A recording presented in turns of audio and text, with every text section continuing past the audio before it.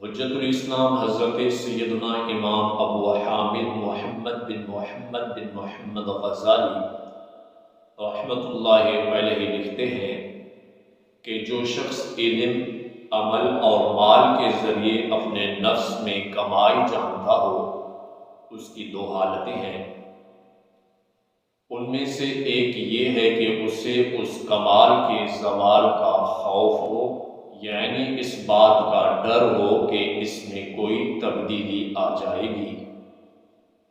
یا بالکل ہی سلب اور ختم ہو جائے گا، تو ایسا آدمی خود پسند نہیں ہے۔ دوسری حالت یہ ہے کہ وہ اس کے زوال یعنی ختم ہونے کا خوف نہیں رکھتا، بلکہ وہ اس بات پر خوش اور مطمئن ہوتا ہے کہ اس نے مجھے یہ نعمت عطا فرمائی ہے، اس میں میرا اپنا کمال نہیں ہے، یہ بھی خود پسندی نہیں ہے۔ اور اس کے لیے ایک تیسری حالت بھی ہے جو خود پسندی ہے،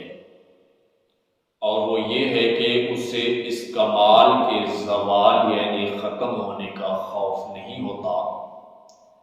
بلکہ وہ اس پر مسرور و مطمئن ہوتا ہے، اور اس کی مسرت کا باعث یہ ہوتا ہے کہ یہ کمال، نعمت و بھلائی اور سربلندی ہے۔ وہ اس لیے خوش نہیں ہوتا کہ یہ اللہ کی عنایت اور نعمت ہے، بلکہ اس لیے خوش ہوتا ہے کہ وہ اسے اپنا وصف یعنی خوبی جانتا ہے اور خود اپنا ہی کمال سمجھنے لگتا ہے، وہ اسے اللہ کی عطا اور عنایت تصور نہیں کرتا۔